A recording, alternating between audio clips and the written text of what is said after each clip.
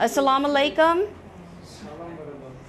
Nami me Commander Gloria from the United States Nurse Corps. 12-year-old Helene was on his way home from school when the explosion went off.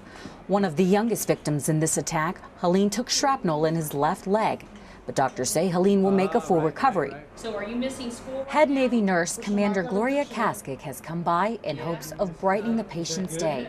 She has brought clothes and snacks to let the boy know there is plenty of support for him and the other patients.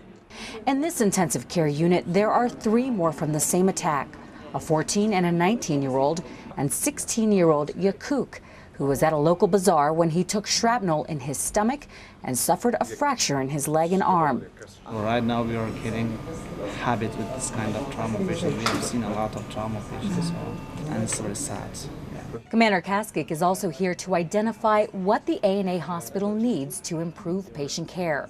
What she has found is that these doctors have to treat the wounded without the proper medical equipment, including not having something as basic as a reliable oxygen system. You have to manually come over here and look. And when this place has 10 patients, that can be quite cumbersome to try to run up and down all 10 beds to make sure that it's filled with oxygen. There's no alarm system on here at all to tell them. So sometimes it's just them looking at their monitors over here, and the monitor starts to beep and shows that their oxygen level is low. But that's if the monitors are working the way they're supposed to. The big problem, all of our monitors, which control the patient monitor, are working. Sometimes just 1 or 2 of them is okay, it's working, but we should have 60 and 10 monitor, every monitor per bed. And there are not enough medical staff members. I see what a nursing staff of 9, and then they pulled away 5 of the nurses, so they're back down to 4 nurses to cover 7 days a week, 24 hours. Commander Kaskik and the other U.S. Navy nurses work closely with the small staff that's here.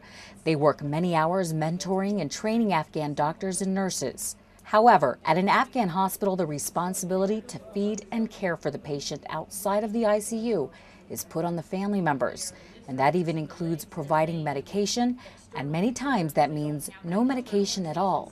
They all have such a high desensitization to pain. Yeah. And they get carried over to the dressing room every day to get their dressings changed without pain medication. Wow. Yeah.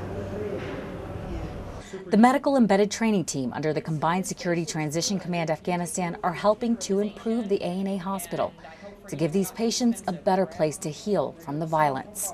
Petty Officer Liz Murray, Kabul, Afghanistan. I hope you get better soon.